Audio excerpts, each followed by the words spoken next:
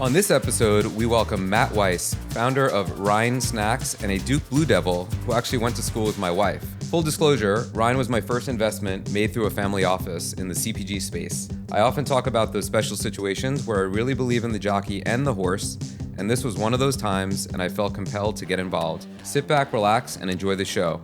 Welcome, Matt. It's good to have you. Great to be here, Adam. Thanks for the kind introduction, and go blue for your sake and mine.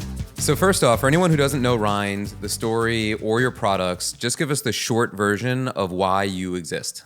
Yeah, so the premise is about as simple as you can imagine. Dried fruit is the ultimate convenient snack. It's been around for millennia. Back in the Fertile Crescent, they would bury grapes in the hot desert sun, and they'd have raisins year-round. So what was missing from the category for us was any sort of focus on function and innovation.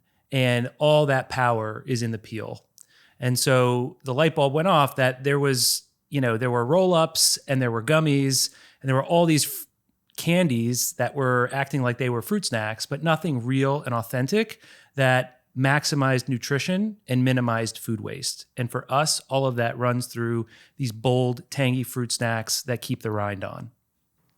I like it. Very succinct. Fertile Crescent. First time I've had that in a minute. I certainly on this podcast. All right, so you started Rind while at a corporate job, and I know that you juggled the two and you sort of figured that out. I want to hear a little bit about that, how you managed that, how that went down. Give us a little bit of that backstory. Yeah, it was messy, but I had to be true to my passion, what I was interested in. And frankly, side projects and side hustles have been kind of my main thing for a long time. But they were proving to be a bigger and bigger distraction from my primary work, which was financial analysis and studying fast-growing public companies and making recommendations. But the commonality, at least, was I was hearing entrepreneurs' stories of how they attacked a problem, built a business, defended their IP or their product or service, and really capitalized on an amazing idea with vision, passion, and authenticity. And so I was around that in every meeting I had at this firm. And after a certain while, I just sort of felt like I wanted to build something of my own. And that itch just kept getting more prominent for me. The last several years at the job, I was covering public food and beverage. So for research purposes, I was going to the expos of the world, fell in love with the passion, the spark, the energy that I was seeing from other, challenger brands, invested in a few. That's really how I got first involved. And then just after a certain point, felt like I was going to bet on myself and this idea that I had. So. Right. You realize how easy it was to run a CPG brand. So you're like, hell yeah, I could jump in and do this. Exactly. Piece of cake. Right. So I always wonder, when it's a side hustle. I love that you're like, I'm going to call you Maddie Side Hustle from now on. I'll take it. I hope you don't mind I've that. been called worse. I'm sure. But it wasn't such a departure, right? It was, you weren't like, laying brick and now you're in this business. Right. You were in and around founders. You were looking into investment and understanding the fundamentals of a business. I would imagine most founders actually lack in that. They start a business and then they don't know how to run a business. So that gives you an advantage. But as you're starting to think about that and gestating this plan and you're working your day job, is there ever a conflict that like you had a choice moment where you're like, I have to do this for my new baby, but like I have my day job, and like is there ever like one event like that stands out for you? And tell me about that. Yeah, I mean, for anything to extend from just the side and become the primary and not a project, it becomes all consuming. And those tipping points invariably come up. And for me, what crystallized it that I had to, take the leap was I was preparing for the Summer Fancy Food Show about 2 years ago. And this was late June. And in the middle of work, I was running to the Javits Center to man my booth. I had help as well, but I had to effectively take like a vacation day to run this booth and interact with unbelievable hitters in the natural food space. And that was kind of our coming out party. And then I would run back to Midtown to my desk and try to process all that like roller coaster of excitement and emotion. And, when you landed we had interest from Whole Foods there. And then I tried to sit down and I like open up the spreadsheet of the company I was modeling or working on, and it just paled in comparison. It was building something and executing on my own dream as opposed to working on someone else's dream and analyzing their dream. So I loved the rush of, not sneaking out, but, definitely hustling, moving 100 miles an hour, making a ton of mistakes, but just doing and getting involved and getting into the ecosystem of the food world, which I love. And that happened for me around the shows. That was like Summer Fancy Food Show. So much happened that catapulted us into existence and made Rind real, that I just remember just ping-ponging between my desk at work and my booth. And that was unsustainable after a while. Well, thank God you were in New York, right? Like, what would you do if it was a show in Anaheim or something else? Yeah, How'd you manage that? I did that too. You took more than one vacation day. I took probably. Vacation days. Look, I was very upfront and honest. Like, that was important. It wasn't that I was cheating on my job. Right. It was the learnings I'm getting from really jumping into this are actually making me a better investor, a better analyst. Sure. That wasn't bullshit. Right. But I wasn't able to devote myself fully to, what I was doing professionally. And so I had to have that heart to heart sooner rather than later with my boss, who's just an amazing, supportive individual who recognized the passion when I would discuss what I was doing and what I wanted to do versus when I would pitch a stock. Right. I mean, thankfully, I worked for a person who was gracious enough to let me pursue it and not sort of be like, this is unacceptable or whatever. So. You're lucky, especially in finance, right? Like, I think I really subscribe to this idea that I want to know full transparency from my employees, like what their interests are. I've had people that worked for me 5+ years that they wanted to get into acting. I'd rather them not do cloak and dagger and run to interviews on lunch and come back late and sweating. Like, they can flirt with it. And if they ultimately want to do it, I'd rather be upfront about it and let them go do it, because they're not going to be amazing here if that's a side passion that they find. Yep. I don't think every boss is like that. So you're fortunate that you had that opportunity. Definitely. Yeah.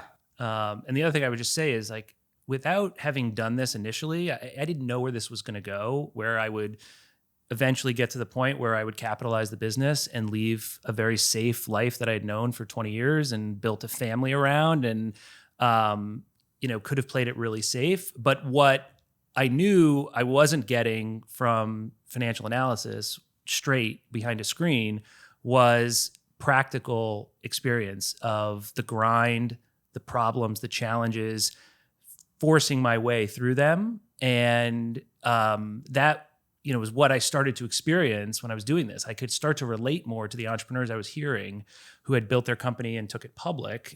That was a very far leap from where we were started, but I was able to understand the inner workings of our P&L. I was able to understand the interplay with our vendors and how you really want to make them partners and not a service provider. And how it all, at the end of the day, comes down to people, comes down to moats and competitive advantage. And, that's all theoretical work speak when you're in a corporate gig. It's something very different and tangible when it's your business on the line and you're building it. Totally. So very well said. And I know we had talked pre-show about this involving your family in the entrepreneurial journey. So I think that's a good segue to talk about that. Why is that important to you? How have you done that? That's what you just articulated, the pivot to this entrepreneurial side, and it can be rewarding. It's very different. So fill me in on how you think about that.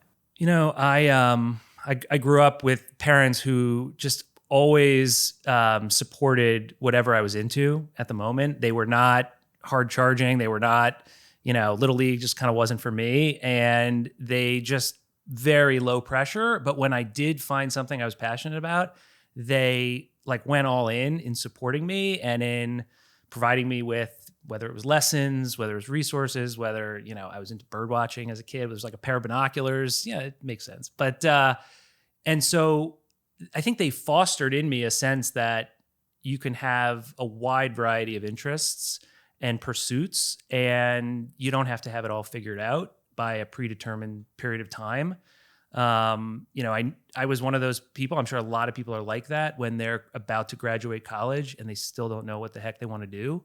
and they feel pressured to take the LSATs and go to law school or what, and you're going like, against your will, and there's no upside to a life that isn't by your own rules.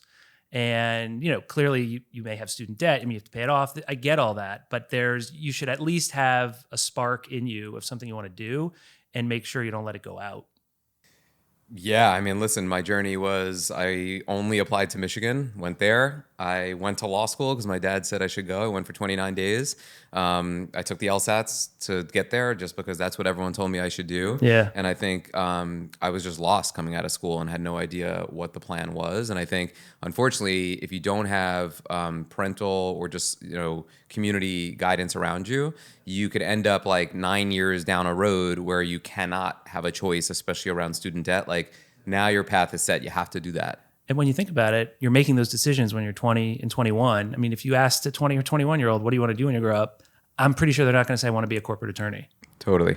So, it's important. Again, it comes down to resources and, where you're at in terms of what you have. But everyone has interests, individual interests and passions. And if everyone just pursued or had the ability to pursue that, whether it's nights and weekends, whether they have the family encouragement, they should always be working on this, working on something on the side. So. Totally. Yeah. And my daughter, she always knows that I have clients, MICTors, we just talking about like client. She's like, so you work for all them. And I guess I do, right? I'm in client services.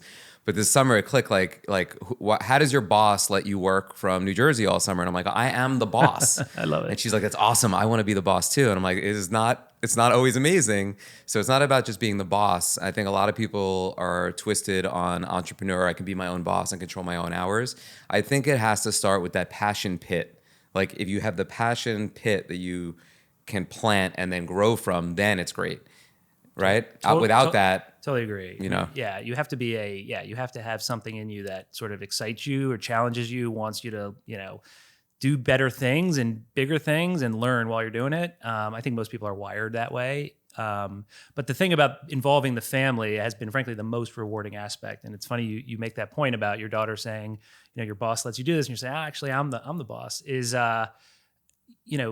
I grew up with that. My father actually did have a legal practice. So he was a lawyer, but he set up his own shop. And I saw how grueling that was to be both a businessman and a, professional attorney. And he had to do everything. He wore every hat. I saw him answering phones. I saw him cleaning the office, when he was starting out. And when I would sit with him, and I saw that up front. And I frankly saw the business side of what he was doing more than the legal side.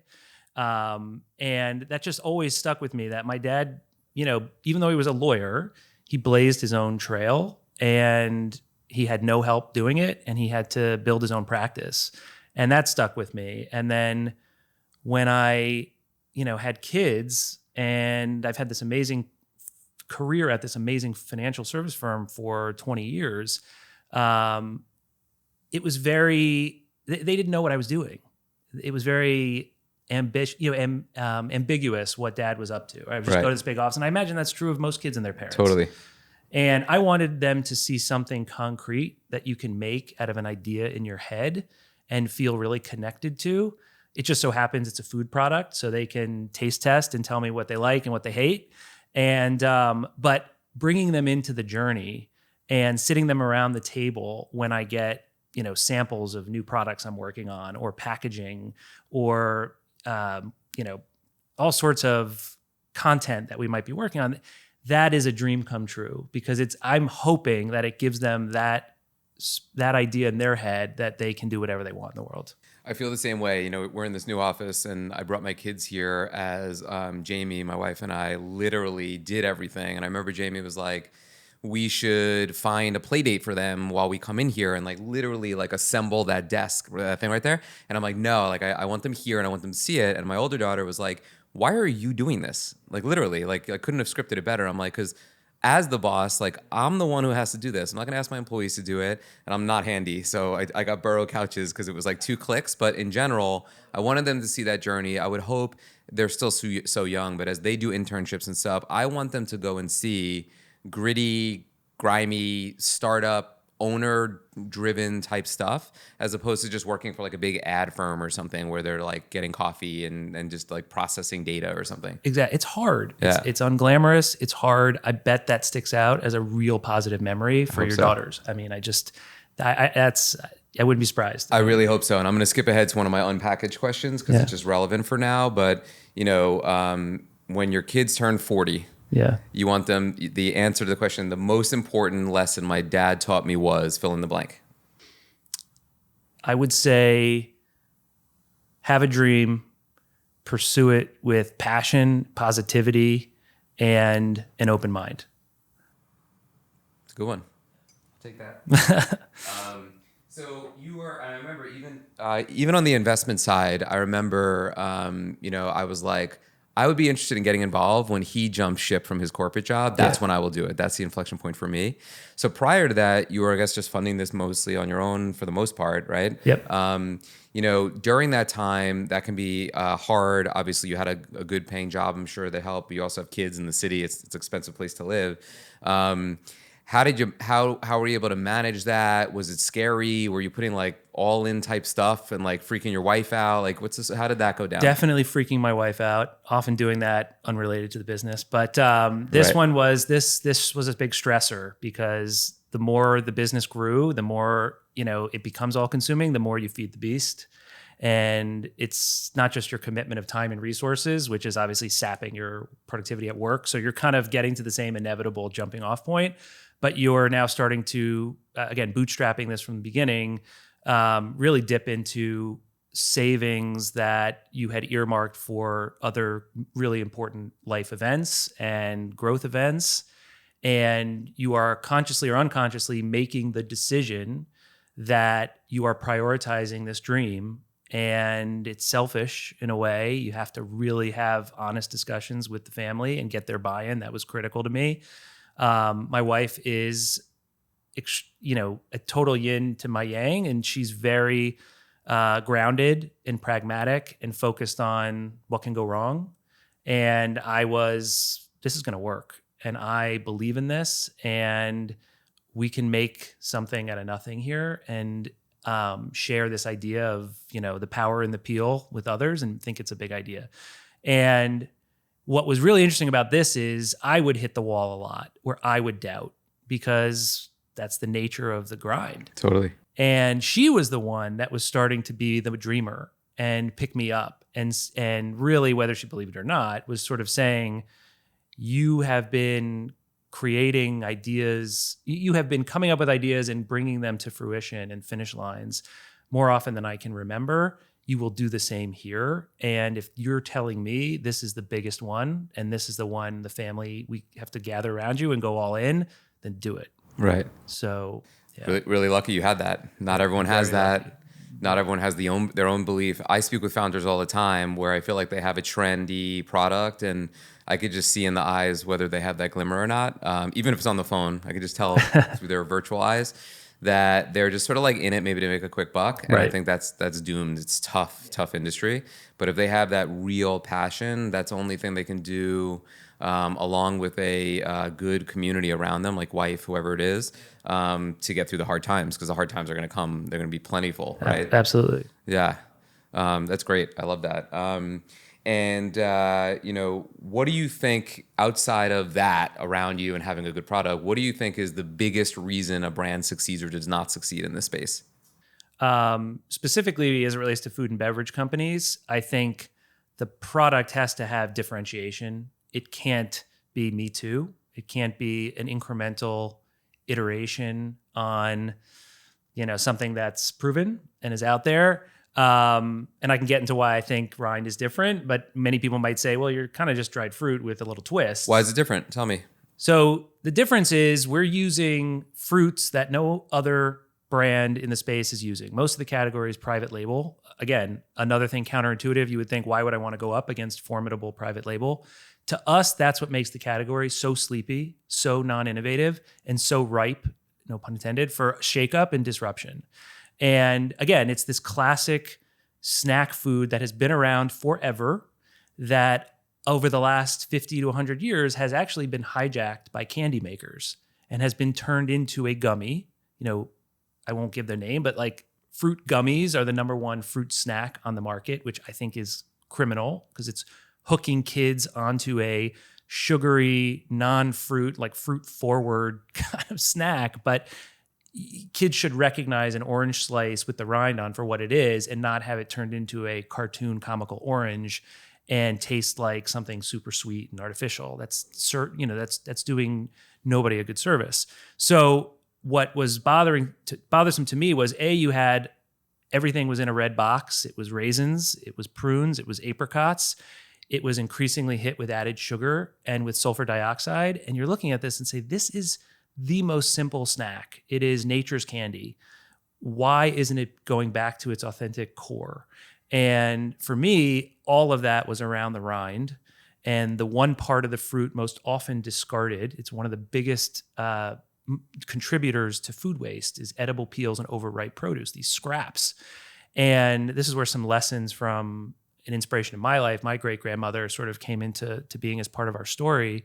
But it just, the light bulb went off. It's sort of, it was almost so simple, but nobody was doing it because everybody was using cheap fruit, adding a lot of sweeteners to hit mass palates, and running them through high heat commercial dehydrators to increase their throughput. So cheap, cheap, cheap.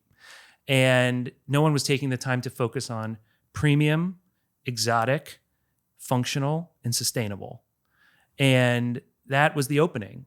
And I thought we needed a really edgy name and to really pop on shelves. I took the time to make sure the positioning was right and the tag, keep it real, eat the peel, was succinct, and that at the end of the day, it clicked. I mean, I happen to think we got lucky with a 4-letter name. I'm a big believer in 4-letter brands.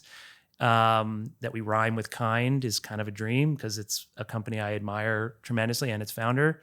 So I don't know. I got lost in your question, but It's, that's how all the ways we're different. We're different in every way from traditional dried fruit, and it doesn't have to be that way. Yeah, and I think that's where people get it twisted. I did an interview the other day with Gabby from Magic Spoon, and it's like, people are like, why would you go in the cereal category? But it's like a, gazillion trillion dollar industry. And even though it's declining, there's just so much opportunity to be a disruptor there. Whereas people would say, why would you get into cereal or why would you get into ice cream? And, and it's funny, when I first had your brand, probably my all-time favorite snack of my life has been dried peaches, right? Yeah. And you get them in like these weird stores in New York City. And then there was a long time, like they weren't even available. They were too expensive. Yep. So you couldn't get them. And I went to Wegmans the other day. I saw your product, fixed the bags, got them all lined. Thank you, sir. And I saw they had dried peaches and it was like 6 dried peaches for like $12.99 or something crazy. And I'm like, oh my God, like who can eat that? And then they had all these just like, wrapped up, apples, pears, all these different things. Yep. It's such a weird, sleepy, strange category. Yeah. That is like, it just seems out of whack. It just seems so obvious. And it's one of those things that it's obvious later in retrospect. And I think you got that obvious moment earlier than most, which is why we're here. Yeah. I think, again, what's also great is it's a snack that doesn't require a ton of education. People have a familiarity with it, likely some sort of a positive experience. I mean, Raisin Bran, but they haven't pushed the boundaries from their taste profile standpoint, what like we've done with, say, Cocoa Melon is our brand new SKU, where you're keeping the inner rind on watermelon and cantaloupe and the inner husk of coconut. And you're creating a taste and textural experience that they're not accustomed to, but with fruits that they know and love ripe, but they're not going to go walking around with, 3 watermelons in their pocket. No. And so what I think we're delivering on is where taste profiles are shifting, which is bittersweet, tangy flavor explosion without any of the added stuff. I think people are conditioned now, a whole generation coming of age, putting sriracha hot sauce on everything, that raisins and prunes and apricots are not going to cut it for a fruit snack in the future. And we want to be that. But it's also at the same time incredibly accessible. Our value proposition is our name. And people intuitively get it without explaining, this is a cricket flower that has these properties. It's right. Like, oh, it's dried fruit with the skin on. Oh, and you use watermelon? How do you do that? Yeah, it's simple. I love it. All right, you sent me a couple of specific things you want to go. So I'm going to call this section Quick Hits. I'm going to read them. I just want your quick take on why you felt compelled to send them to me. Okay. So 1, the importance of taking action no matter how seemingly small the step. Go. Ideas are cheap Everyone has them. Very few people take that very first step of turning an idea into something tangible and into what leads to the next step. It's that 0 to 1, right? I believe that is the hardest. Even, going from 1 to 2 is hard, but 0 to 1, where it's so easy to just dismiss an idea and say, oh, someone's already done that, or, oh, it's cool, but I don't have the time to pursue that. It's never going to be anything big. But when it eats away at you and you get to the point where you take that first step, you're like 99% further along than almost anybody else. And so it's just take the damn step. I'm in it. Step forward. Polarization as a positive. Yeah, polarization has this negative connotation to it. Oh, that's really polarizing. The country is so polarized. In food and beverage and in snack land, polarizing to me equates to memorability. I remember you, whether I liked it or not. You stick out. And I think you have some leeway in the beginning when you're a challenger brand of your product isn't perfect. Our product isn't perfect. And, there are certain SKUs of ours or ingredients that I don't sleep at night because I'm worried about batch to batch inconsistency. And that's okay. And so we have one SKU that we launched with 3 SKUs, and one of them was a single ingredient. The other 2 were blends. And the single ingredient that I bet on and just put my finger in the air and said, I think people are going to really like this, is kiwi with the fuzz on. And it's a gnarly looking snack. It looks like a magic mushroom at trade shows. People think it's like a mushroom, and but it tastes like what a Sour Patch Kid would taste like if it were healthy. And it's one ingredient, just straight kiwis, nothing added. And a lot of people, have come up to me and have said, this is by far was a revelation for me. I never had anything tart and tangy like this in a fruit before, and in like a kiwi coin, and said, that's my go-to of all your snacks. It's our least sweet. It's our like lowest carb naturally. And that's the super fans. On the other hand, people look at this and say, no way am I eating into this fuzzy, small little, brown thing that looks like a mushroom or a fig or whatever. It's just not for me. It's not pretty. And it's polarizing. And I love that because it has its super fans. It's a gateway into our product line. And then it has the others who are like, man, Rind is crazy. Rind is different. It's not for me, but I like that they're challenging norms. And that's a good thing. Right. And we can learn from the ones that tell us they don't like it, which is why we launched our 2 sweetest SKUs, our 2 naturally sweetest SKUs, the strawberry and cocoa melon. And even though those have become our workhorses, we wouldn't be the brand we want to be without the polarizing fringe. Right. So it turned out to be a smart move. Start there. Yeah. I mean, we're working on the kiwi. I mean, it's just like, I love it. Yeah. But I know it's never probably going to be our number one SKU, but Right. it has a place. And I think if you start with something that's overly safe, you're just the same as anything. You're not taking the risk to be judged, and you're exposed. You're like, this was good, this sucked, whatever. It's like, yeah, give me that feedback. Right. I like that. So you have this new Love is Rind initiative. I know nothing about it, so I want to know about it. School me. Really excited to share. So it's brand new. The first inner city school that we're delivering nutritious snacks to the kids is taking place in Baltimore next Friday. The concept is our product has a natural mission-driven angle around fighting food waste, where we use the whole fruit, roots, rinds, seeds, and stems. And in addition, we're using some of the ugly rescued fruit that makes for a delicious snack, but wouldn't go to the grocery store or even frozen market. So that's what is sort of the obvious mission angle of sustainability. But what is very important to us is what I was talked about earlier, which is how fruit snacks have been overtaken and disguised as, it's been candy that's been disguised as a fruit snack. And that really irks me. And so we looked into a program where we can help deliver nutritious snacks to school-age children, which is increasingly important during COVID, where kids that rely on public schools for meals and often on Friday are given food that can help their family bridge the weekend. A lot of the donations that these food banks and schools typically receive are devoid of nutrition, and worse, they're processed.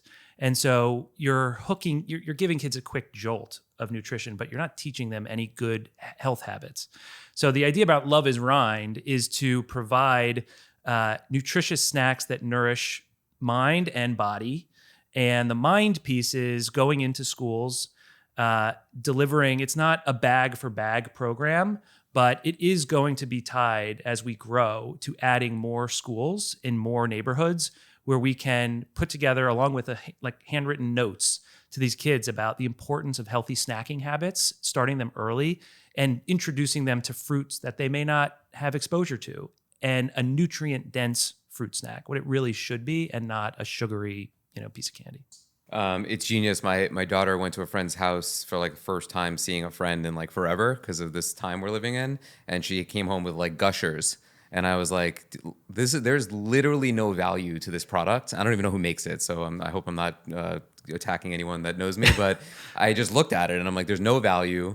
I don't even think it tastes good, and it's such a terrible snack and such a bad idea. So I actually like tried to force her to have some Rind when she got home, and it was it's hard, right? Because it's so much sugar and it's like so sweet, and it's like this like terrible thing. And just one other aside quickly is that we volunteered Circle Media at a food pantry up in Harlem, and everyone comes in with points, and it's oftentimes moms with their kids, and the kids come up and we had to man everything, and it was like 1 point for like, it was like pasta, meat, like just nothing healthy. Right. It was all like stuff. And then we tried to bring caseloads of like, we had some Nature's Bakery, we had some other products of ours. He said, you can't bring in outside product. They haven't been vetted. So, leave those. We had boxes that we would have brought. So we want to almost like camp outside the pantry and like hand those to people when Absolutely. They come out of the food pantry, because it's just bonkers.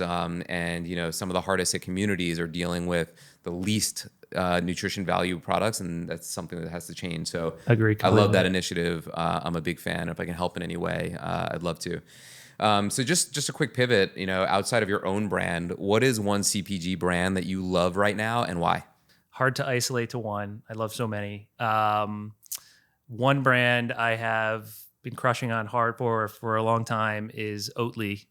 And I've heard of them. Yeah, they've been in the news lately, but they really took the US market by storm, even though the brand had been around in Scandinavia for, 15, 20 years. But, plant-based everything is here to stay, right? Plant-based meat, plant-based dairy with soy milk, then almond, now oat. That has seen probably the fastest adoption curve. And it's great to see an even quicker one now with plant-based meat. But something about Oatly's irreverence as a brand, right? I mean, there's plenty of private label that also has figured out a way to make an oat-related milk product and make it sweeter, less sweeter, as functional, whatever. But Oatly is the standard. And I think the reason why is they don't take themselves too seriously. They break every single rule of marketing and advertising, which endears them and connects them to consumers in a way that no other brand can. I'm talking about little things like the hyphen in oat hyphen, dash LY. It's totally misplaced. On the package, on the carton, it's oat dash, and then the LY is its own line. I mean, who would ever do that? And so that's one brand that sticks out in my mind. On the side that has all the nutritionals, it says the boring side. Everything they do flies in the face of conventional wisdom. And I think that is what makes you stop and say, I want to connect with this brand. I love it. It's a good selection. There's a lot of people that hate on Oatly, actually, which is interesting, and they're polarizing. So it's a really good example of that. And my man Zach here behind the camera is a big fan of brand. Brand is everything, right? Everything else is going to become commoditized. So having a brand that is memorable, irreverent, stands out, polarizing, and then backs it up with a good label and a good product, you have something special. So I think investing the time in brand, being thoughtful about it, even if you don't use one of the big branding firms, but being thoughtful about what makes you special, doing that exercise, especially going into Q4 of this year, really thinking about your brand and what makes you have a flagpole that stands out and can be different is very important. Oatly is a great example. Anything exciting I need to know about in the coming months that you want to tell us about today? Yeah, I mean, what's awesome about Rind, without giving too much away, is that when I launched, I never wanted to pigeonhole us into a particular fruit, a particular subset of any snack category. And it wasn't Rind fruit, it was Rind. And I feel that way because the principle of nutrient density in the skin applies to potentially other snack categories, and we're going after that. Great. And so we have a really exciting line extension that I'll be thrilled to share with you and your listeners in the near future. Great. Maybe we'll have you back on for a follow-up episode, talk about that. All right. So before we go, where can people find you online? Great. So we're on two platforms, rind.com, which is it was a dream come true. I was able to secure that 4-letter domain, and then Rind Snacks. But also on Amazon. We're going to be launching in Fresh Direct here in New York. We're in Wegmans. We're in multiple Whole Foods regions. We're in the Fresh Market. We're in 7-Eleven in California. So we're in about 1,000 doors. Online, you can find us on awesome grocery subscription platforms like Hungry Root and Purple Carrot, which I'm a big believer in as secular winners in grocery. You can find us anywhere. I love it. This has been our episode with Matt Weiss from Rind. Thank you so much. Thanks, Adam. It's a pleasure.